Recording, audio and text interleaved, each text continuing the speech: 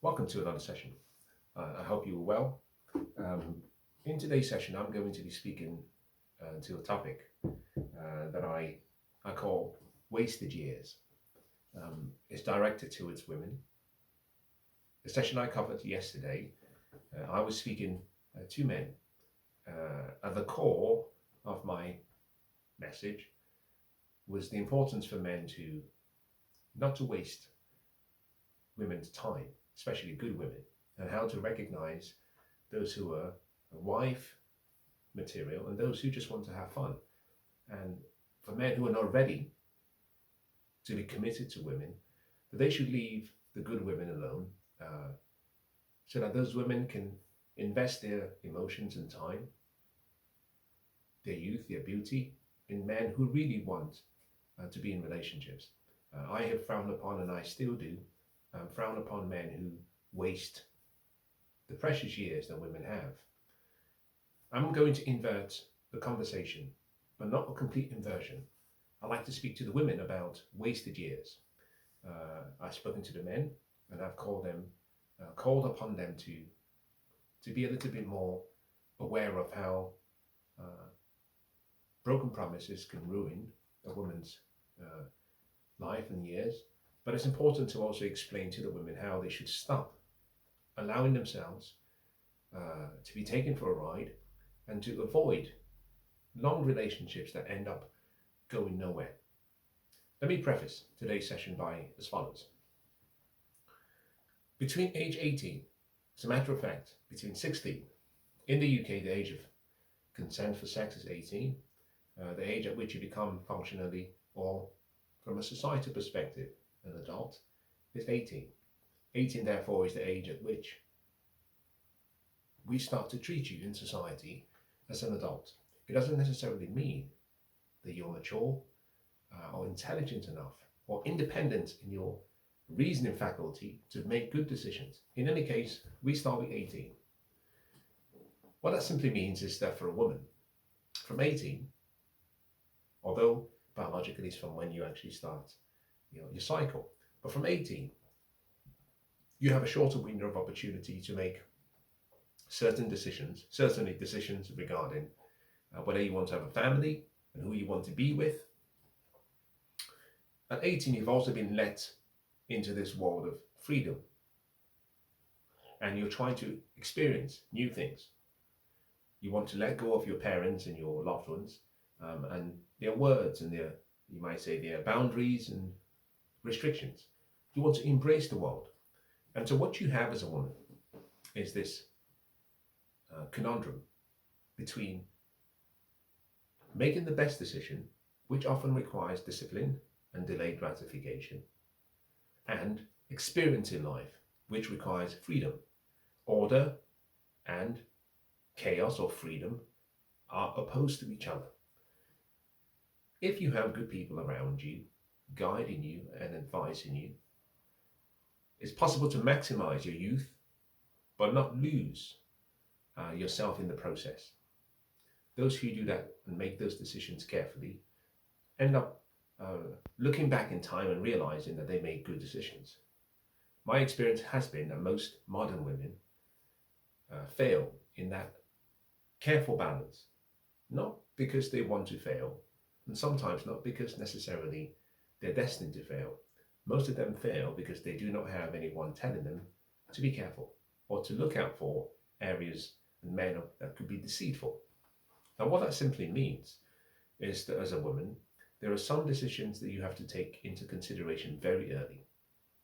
You don't have to make the decision itself, but you should start pondering on the consequences of not making the decision at the right time. We lie to women in the West, and I'm stunned at how much we lie to women.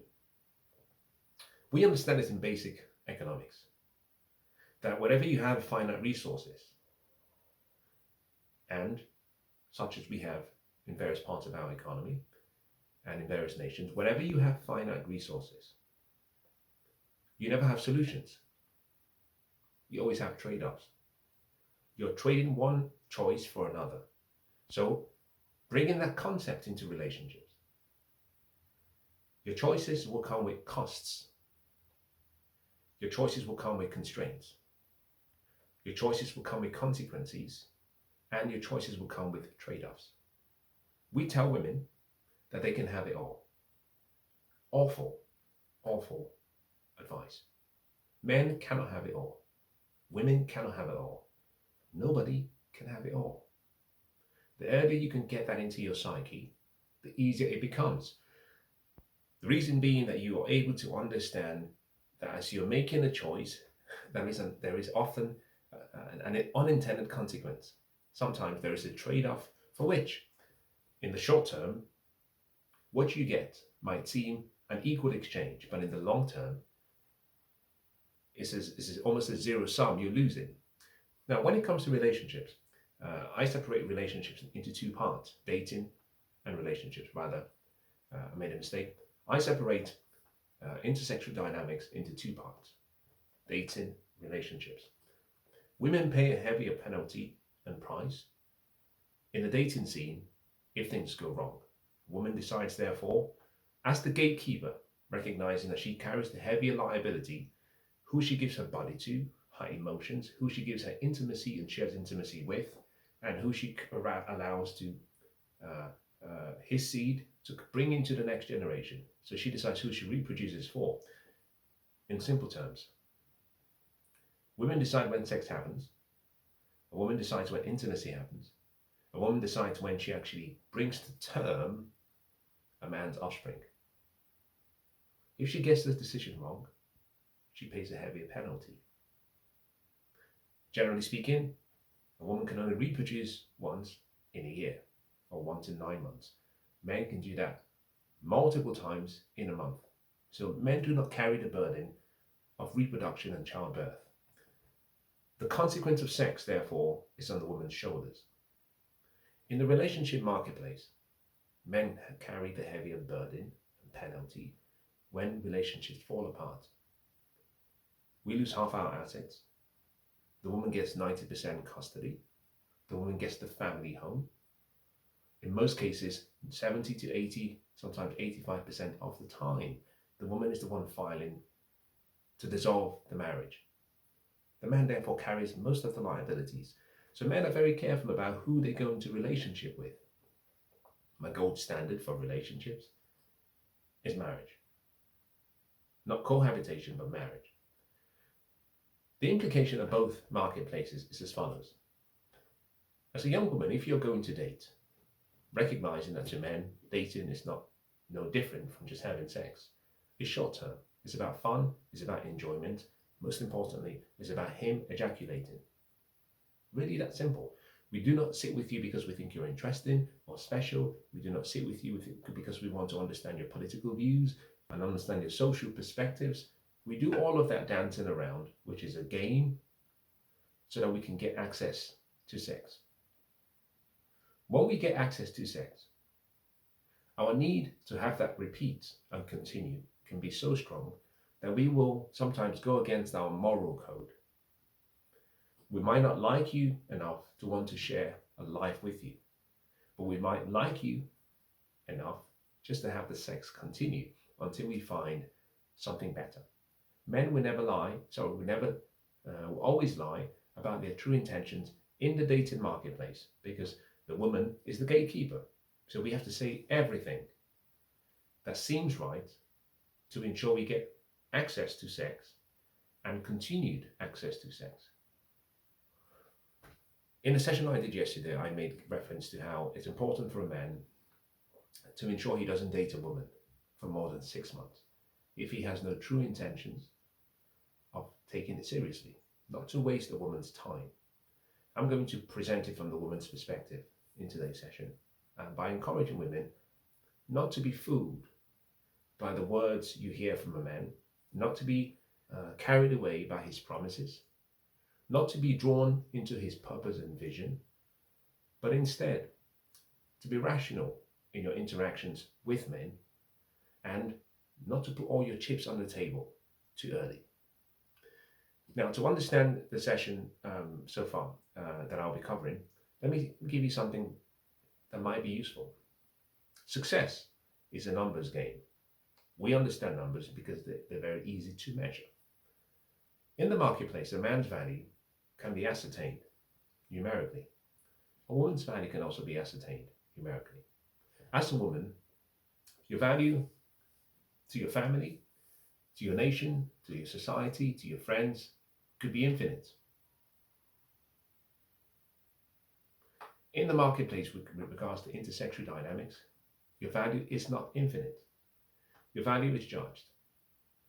I use 3 different standards or matrices that I use as a method of evaluating a woman's value. I use longer and more stringent measures for assessing a man's value in the marketplace. I have provided a guideline for which women can use, or a guideline which women should try to use in assessing a man's value. And I have also provided a guideline for women to understand how men assess their value in the marketplace. When it comes to dating, men care about one thing and one thing only. Can I ejaculate? So we have a lower bar with regards to sex, which means we have a lower bar with regards to what we find attractive. When it comes to relationships, the fact that we might be with you for a long time and the fact that we carry a heavier penalty means that we raise our standards. With women, a woman maintains a similar standard with regards to choosing a man, irrespective of whether it's just for dating and for relationships. For example, a woman might say, I need a man who is an 8. However she defines that 8, an 8 out of 10, however she defines that, for dating. If you ask her, who would you want to be with for marriage? She would say, perhaps I need someone who is a 9 or an 8, but ideally a 10. You then see the standard deviation is very small. The variation between what she wants for dating and what she wants for long-term relationships is not too dissimilar. If you come to a man and say, what would you accept just to have sex for dating? A man would say, well, I want someone who's an 8. The best way to observe this is going to a nightclub. The man arrives with confidence at 9:30 or 10. It gets to 11, he doesn't have anyone. It gets to 12, the 8 drops to 7. It gets to 12:30, the 7 drops to 6. It gets to 2, the 6 drops to 4. It gets to about, say, 2:30 going on 3 a.m. and he really wants to have sex. He drops it to 2. So men will go down as far as 2. So you have this huge swing. You ask the same man and he would say, well, for marriage, I will go down in looks to be able to get the other values that a woman has that are not necessarily based on her beauty. So I might go down to perhaps a 7 or 6.5, but that's it. But if I can get a 10, I'm a happy man. You then see that there's a huge swing. He can go down to a 2 if he's not seen by other people. If he can find a way to have sex without people seeing him with a woman who is unattractive, most men will. So there's this huge discrepancy between what men want for dating and what they will accept for long-term relationships. I've explained this for a reason. Wasted time, I think, is one of the plagues that most modern women have. You start at 18 and you look back after many years. This time around, you're not 18, you're 38. 20 years has passed and you're single. You're without a meaningful, profound relationship, and you're wondering, how did I lose 20 years? I'll try to explain how you lost 20 years, and the hope and the idea is that younger women learn from the mistakes of older women. But most importantly, they understand the game that men play. In the marketplace, a man judges a woman purely, and this is, I should clarify, based on 3 criteria. SMV, your sexual marketplace value, your RFV, your reproductive facility value, your NSMV, your non-sexual marketplace value. There's a 4th, which is your economic intrinsic value, which has to do with your wealth, your education, your profession, your earning ability, fundamentally how much you've accrued, whether that be funds from father or funds that you would accrue from your earning ability. Men don't care much about a woman's ability to earn for various reasons. I won't go into it today. We are sexual, or rather women are sexual objects, men visualize and see. So we judge women firstly on looks, how she looks. SMV. SMV captures effectively beauty, youth, attractiveness.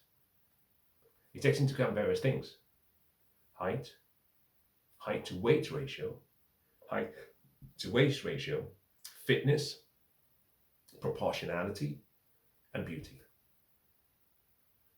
In a dating marketplace, that is the main criteria. Age does not come into the picture because men simply want to have sex. It's for short term, it's not long term. So a woman who is 40, if she is attractive, a man considers her. A woman who is 20, if she is attractive, she's considered by the man or by a group of men. However, for men who are in the relationship marketplace looking for long-term relationships, the criteria extends beyond just sexual marketplace value or beauty. It goes into your reproductive fertility value for a select group of men, men who want to have a family. A man wants to know that you can bring a baby to term.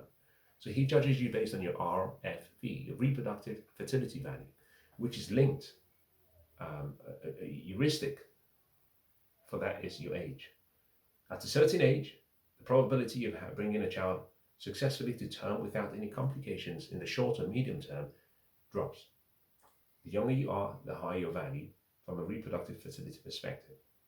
Your non-sexual marketplace value captures various things: femininity, your attitude, decorum, your training, whether you bring peace, whether you were raised to be a wife, whether you know how to cooperate with a man, your traditional values in terms of skills and things you learn from women of old. In the dating marketplace, men don't care about reproduction because they do not want to have children. So we put that away.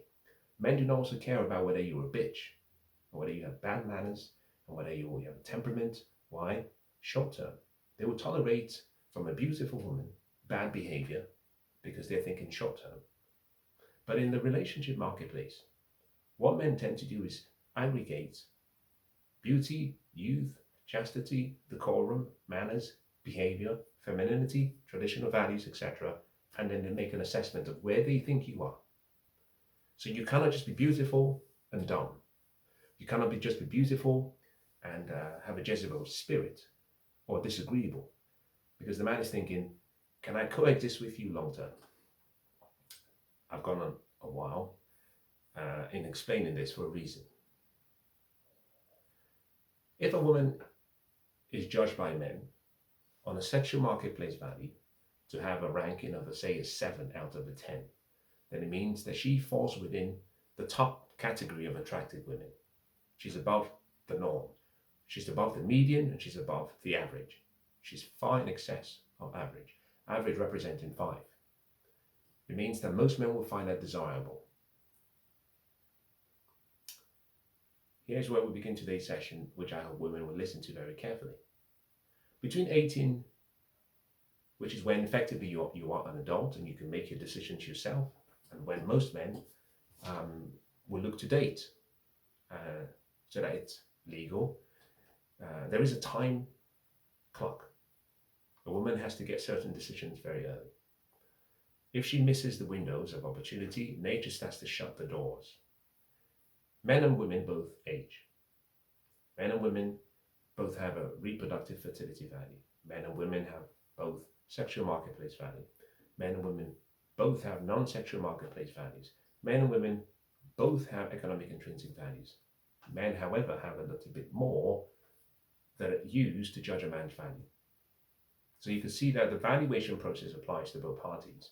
But one party wants something and the other wants another thing. Men are resource objects. So as we age, we have the ability to convert potential to reality, and therefore we have more of what women want, which is resources, or it could be the ability to provide, protect, profess our love, be the priest, and actually be available. As women age, they have less of what men want: youth, beauty, chastity, decorum, fertility. A woman is therefore playing this subtle dance, recognizing that she has to make the decisions earlier than he does. So you can have a woman who's 25 and a man who's 25. They may be dating or may have been dating for 5 years. At 35, he's only coming to his manhood, recognizing that I refer to 35 as the age when men should start considering marriage. At 35, it's a bit too late for her. She cannot use love as a reason for staying in that relationship.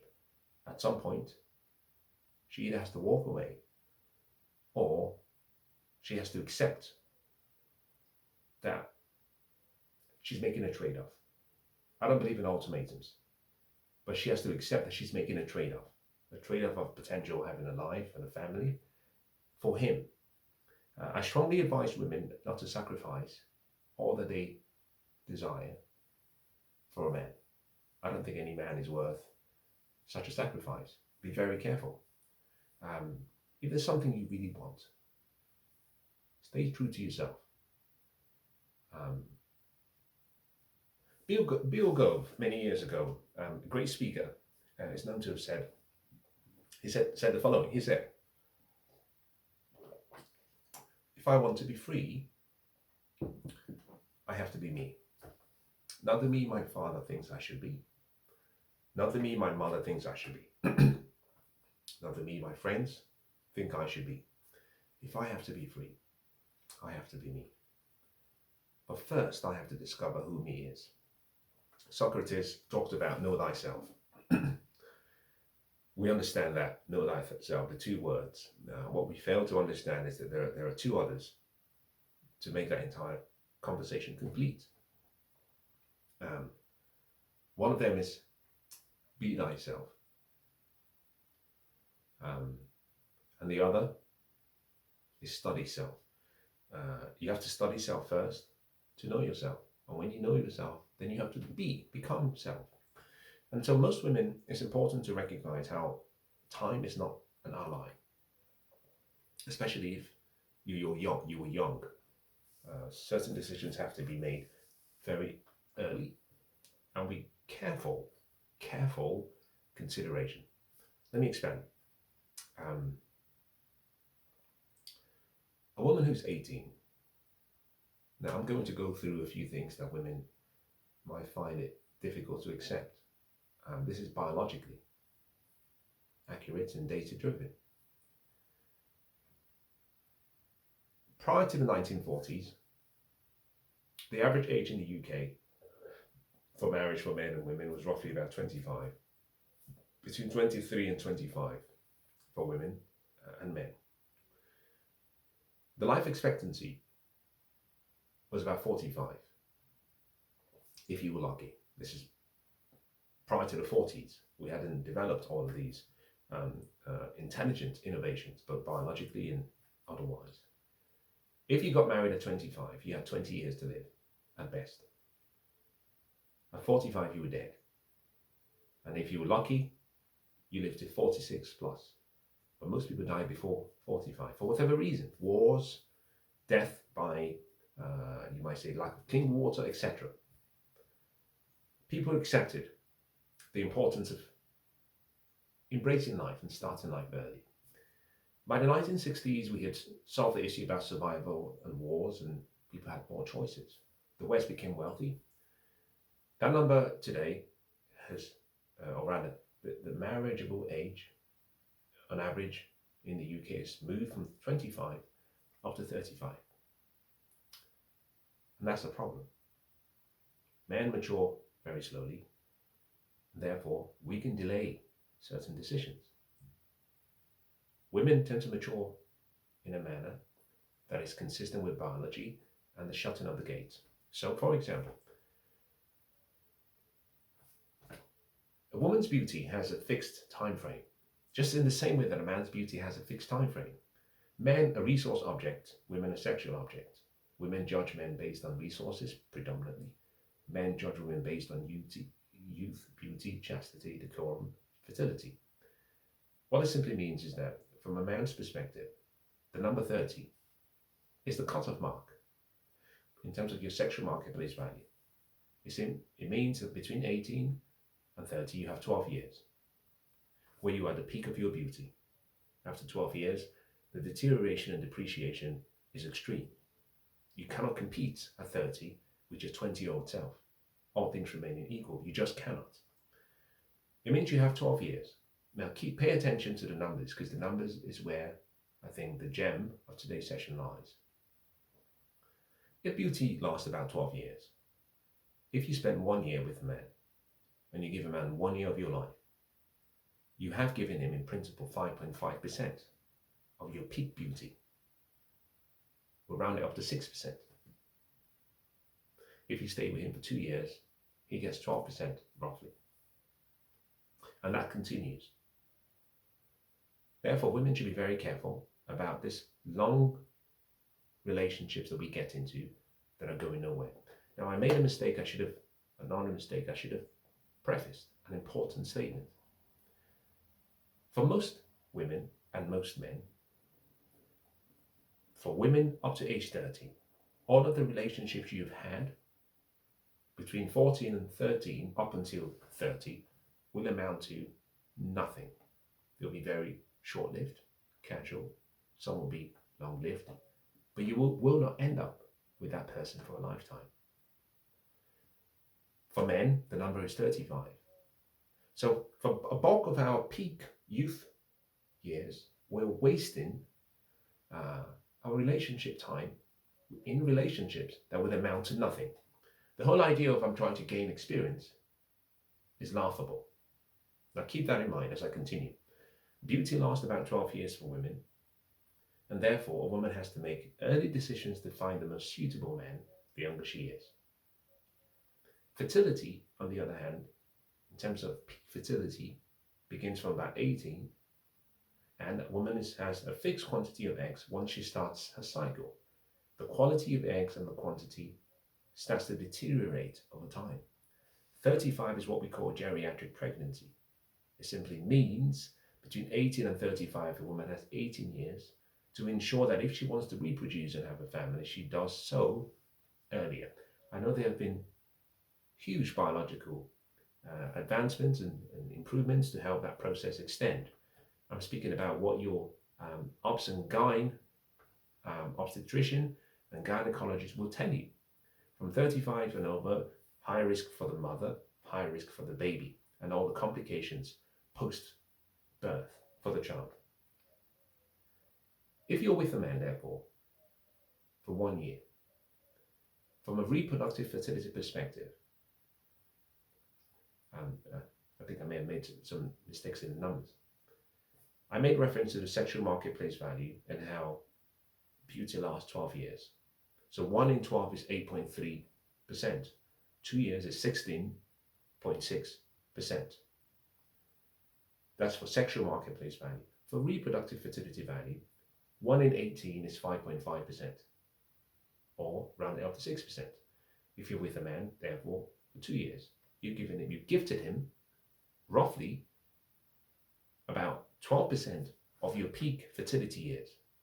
So all of these relationships that women get into, it lasts for 2 years, then you move on to the next person, it lasts for another 2 years, then you move to the next person, and therefore between 18 and 30, you've had 5 relationships that lasted about 2 years. That's 10 years in total.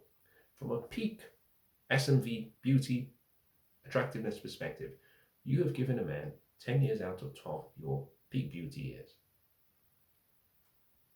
What that implies is that you wasted about 83% of your entire peak beauty on relationships and men who will not be there at the finish line to choose you. With regards to fertility, 10 years out of 18. Implication that you've wasted almost 50% of your peak reproductive years on men who have refused and who do not want you as a spouse or as a loved one, and they're not committing to you. Therefore, as a woman, when it comes to dating, please, women, younger women particularly, stop long-term relationships without commitment from the men in the right form. Women have to learn how to date multiple men. I'm not suggesting you sleep with all of them, because your body count and your ability to pair bond is an important determining factor for long-term relational success. But let's assume you were 20. There is nothing wrong in you focusing on your future, your purpose, your goal, so you become someone before you're defined by a relationship, either as a wife or a mother. So you're not restricted. During that phase and period, as I have said before, date multiple men. Find out what you like. Go on dates. Doesn't mean you have to have sex with all of them. But get to know other people. Women tend to come into relationships and dating with a lack of abundance mindset. You start dating this one guy and he doesn't tick all the boxes, but you're too afraid that if you don't stay with him, you won't get something better. And 1 year goes by, and 2 years go by, and 3 years go by, and then suddenly what you have is a sunk cost fallacy and sunk cost issue. You're 4 years down the line and you're approaching 32 and you're starting to panic and think, well, if I go back into the marketplace, most men do not want women who are 30 years and above, rightly so, all things remaining equal. And therefore you're competing with women who are 25, who on the sexual marketplace value outcompete you. And on a reproductive fertility value, outcompete you. And actually on a non-sexual marketplace perspective, outcompete you. Now you're worried. The man who, all things remaining equal, knowing what you now know about him, would not be your first selection if you did not have a time restriction. But then you choose to stay because he's what we call a do for now. You can't go back into the marketplace because you're worried no man would choose you. But if you had time as an ally, you wouldn't be with him because you've learned so much about him. So you're stuck. Most women are stuck primarily because you wasted most of your years. I'm going to cover this in sessions that follow. But let me bring today's session to a close by saying the following. The younger you are as a woman, you have to understand that your value is given to you from nature. A woman at 18 is similar to someone who's won the lottery. I think a few days ago in the UK, in London, in the UK certainly, there was, let me see if I can find it, there was a jackpot of I think 1.35 billion. Someone has won that jackpot. The announcement came through today. That's a woman at 18. All of your value is given to you in advance.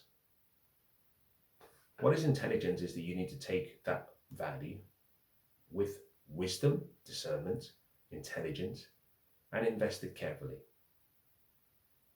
If you don't, you will squander your value by giving yourself to men who are not worthy or deserving of your greatness, of your youth and beauty, of your presence. And at 35, you will find, though you were a billionaire at 18, at 35, you can barely scrape up a few quid to maintain your lifestyle. Most men do not want you at that point. Women who are wise and discerning, who are able to take that value and invest it intelligently, win. Women who think that the grass is greener on the other side and who have particularly bought into this womanist feminist mindset where you're told, delay all the important decisions. Wait until you're 30 or 35. Then you can find a man who would value you based on your accomplishments. Learn the hard way that men do not choose women based on their economic intrinsic value or your accomplishments or your success. We choose you based on youth, beauty, chastity, decorum. And therefore men tend to overlook all the women who were great 10 years earlier, but who were not wise. So, first recommendation, choose men carefully. Don't be casual. The tendency is to say, well, I'm still young and I want to have fun, I want to have a good time. You have to balance that with not sabotaging your future self. There are two most important traits for success. For those who are still in the early stages, let's say those who are still young, it's the ability to read and write. Because if you can read and write, it propels you to ensure you're not a failure. The second, and the most important, the first actually has to do with younger people. The second has to do with everyone with no age restrictions. But the second is delayed gratification. Delayed gratification. And we have not taught a lot of young modern women the importance of delayed gratification. And so most young women are taking all of their value into the marketplace. And here is perhaps the sad part of the whole process. The younger the woman is, the higher her value compared to her male equivalent. A boy who's 22 cannot compete with a girl who's 22. A boy who's 22 is similar to, comparison-wise, will be a woman 22, 1.3 billion, and a boy who's 22, 200,000. He has potential, nothing to show back it up. And what you find is that women who give themselves to men who do not bring something of an equivalent value exchange to the table are wasting their wealth and their value. Which is partly why, if we fast forward, my recommendation to women is wait until about 27. You can get married earlier, but make something of yourself. Chase that purpose, that dream, that goal you have. At least graduate and work for at least 5 years. And date a guy and observe. Date around a few times and observe before you choose to start the family. But 27 is a good number. And if she was dating a man who was, say, 35, from a value exchange perspective, there will be parity, because the man is bringing something to the table and she's bringing something of equal exchange. A woman who's 25 dating a man who's 25, it's an unfair deal on the woman's side, because he has potential and she has value. One of the reasons why men do not choose women who are 30 and above is because when a man gets to about 40 or 35, he thinks, now I have value because I've converted my potential to reality. I have some money, I have some resources, I've achieved something in life, I have a vision, I have a mission.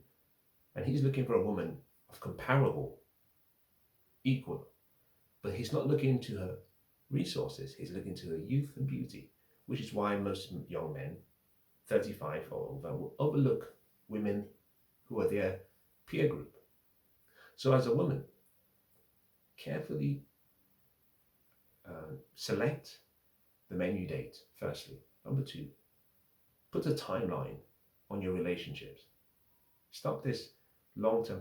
Now, I should also contradict myself slightly and say, from a pair bonding perspective, it's better to be in a long-term relationship with someone for 5 years and have 2 sexual partners, say between 20 and 30, than it is to have gone through 6 monthly relationships and therefore have 20 sexual partners. So on one side you have a woman with 2 body count of 2, and on the other a woman with 20. From a pair bonding perspective, it's much more difficult the higher sexual partners you've had for you to have long-term success. So you're playing this, you're juggling so many balls at the same time. Your value, your reproductive value, your beauty, and making sure that you're not seen as a village bicycle, and making sure you can still pair bond. All of these are choices. They can be trade-offs. And it's important that young women start to calculate and think logically about the process of relationships rather than emotionally. Once sex happens with a woman, and once the woman connects with a man, she tends to put aside all of her rational thought processes. The same thing happens with men. So this is not a criticism towards women. However, you see, a man can be 25 and be a loser, and 26, 27, 28, be a loser. And at 32, he wakes up. You may be dating the loser and saying he has potential, and you give him from 25 to 30 to 7 good years. And at 33, he decides, I'm starting to do well for myself. At 36, he says, I think I'm ready for a family.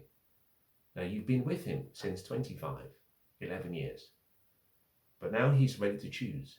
He doesn't take into account the sacrifices and the fact that he spent your youth.